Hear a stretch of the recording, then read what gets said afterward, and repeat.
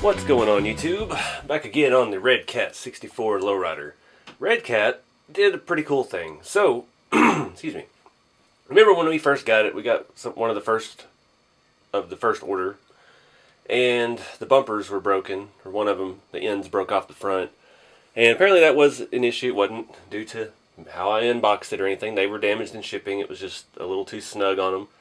And I told you Redcat made that right. I just filed a claim, and they sent me one within a week. I had a new bumper, and we're good to go. And I know one of the biggest complaints a lot of folks have about this is the toe-in on the front. You can see how dramatic it is. And Redcat has worked with Jeffries to correct that. So I got an email from them last week thanking me for buying one of the first orders, and they were a couple things that didn't meet their quality standards that they wanted to shoot for, and they gave me a code to go to the website and buy this package for free as a thank you for getting in on the ground floor of it, I guess. So, Redcat has sent me new bumpers, and these have a little bit of flex to them. They are, we'll open those up here in a minute, but they are a different plastic for the bumper, and the 64 toe-in kit, so we can correct that and not have that goofy look on the front. So today we're going to do that. I'll show you a clip here of that email. It's pretty cool. That was a big hit. I think that's very respectable in the business to do something like that. And yeah, it makes me look forward to what comes next with Redcat, what they do after this Lowrider. If we're just going to get different bodies, are they going to do other crazy things? What kind of kits is the future hold for Redcat? But I think they're on the right track. That was a baller move. So let's take a look at what we got here. And I did want to point out this was not something sent to me specifically because I'm on YouTube or anything like that, because I had a popular product review of the product. This is sent to everyone that got a 64 from the first shipment, the first orders from the pre-orders. That all of them that had this issue. So they're making it right. The newer ones are going to come with the toe-in kit already installed. And with that we have knuckles and I guess our steering links. They have angled edges. I'm not exactly sure. It's been a while since I've been under this thing, but we'll see what differences there are in those. So the bumper set actually came with more stickers as well. We've got the license plates, another Chevrolet sticker. So these do have a little bit of flex to them. I saw Jeffries post a video about these not too long after I got mine. They were already in the works, making a different material, chrome. So I'm not going to put these on because mine is fine right now, but definitely keep these as spares. Might hang them up in the scale garage. The front one's more recognizable than the rear, but pretty cool. That's got a lot of flex to it. Feels very, very durable. A lot lighter weight, I think, too. A little bit thinner. So, really cool. So, I'm going to tear this thing apart, and we'll take a look at this front setup here and what we got to do to swap it in.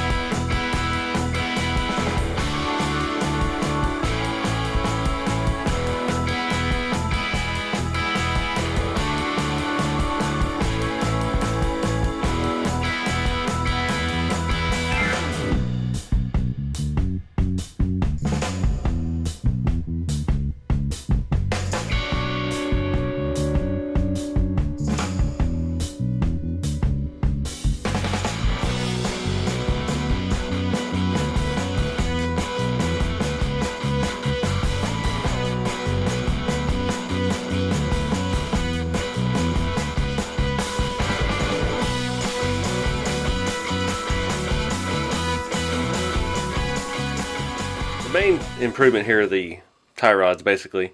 See the ones we've taken off are flat. These have angled edges. Not a whole lot different on the knuckles. Couldn't really tell. They're slightly different. They're not marked left or right or anything, so I put the wrong one on the wrong side at first, but got it sorted out and it seems like it's working pretty well. So alright, look pretty dead straight. The steering is a lot better. Still got a lot of camber, negative camber, positive camber I mean, but it is extremely all the way up. Realistically, that's probably more of a scale height.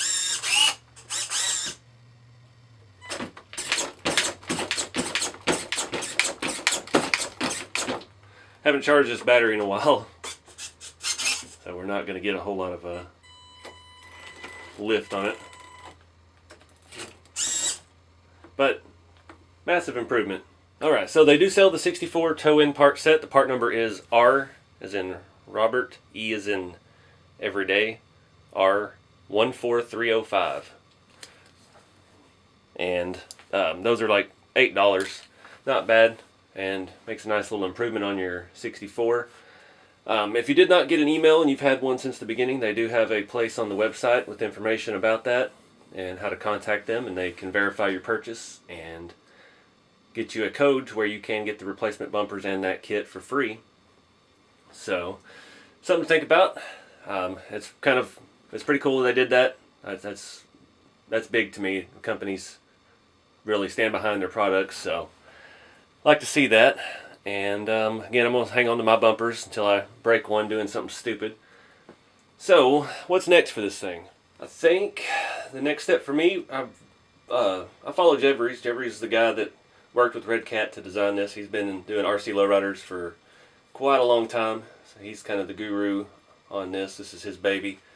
And he's got some nice tips and tricks and videos on how to modify it and do stuff to it. And a lot of stuff I'm not interested in. I don't want to hack up a Lexan body. I don't want to have a drop top or opening trunk or none of that.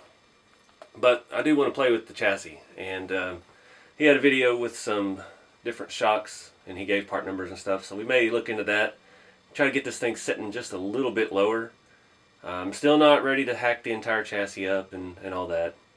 Because, I don't know. This thing's kind of special to me. It kind of really boosted the channel. And, you know, we'll do things to it, but I'm not going to destroy what it is. I'm not going to take the 64 body off or anything like that. But I do want it to sit just a bit lower. And with a little bit shorter shock, we can take that spring out of it and get it down where it needs to be, I think. So, something to look into. But I appreciate you guys watching. Thanks for following along with the channel and following along on social media. Get sneak peeks of things to come. But keep it scale. I'll see y'all in the next one.